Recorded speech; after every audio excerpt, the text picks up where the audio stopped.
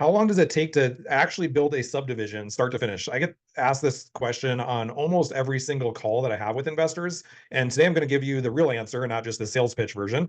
But that's actually not the question that kills deals. The question that kills deals is what's the one thing that separates a deal that pencils from a deal that quietly bleeds you for 6 months before you realize it's underwater? So most investors don't find out until it's too late because they weren't thorough enough on the most important step. So what I'm going to do today is show you that step and the exact checklist that we run on every single deal before you ever put money down into that deal. And if you get through that step clean, there's a second thing that's waiting right after it, and it's the phase where good deals go to die, sitting on a city planner's desk while your carrying costs pile up.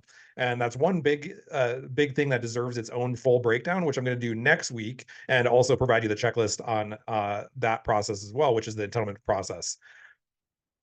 So let's start with the timeline because this is really the number that investors always seem surprised by. Whenever I mention the timeline to investors, they typically are pretty surprised by how long a subdivision actually takes. And I was too. Really, on my first deal, I thought it could be done a lot quicker, and I found out that it can't, or it doesn't go faster.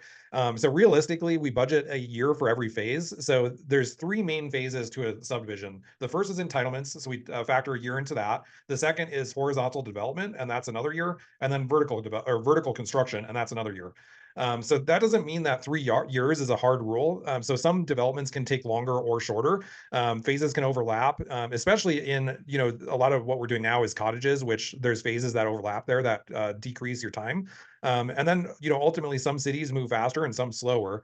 So deals can compress or expand depending on all those things. But if you're underwriting a deal and you're not budgeting close to a year per phase, you're really not underwriting properly.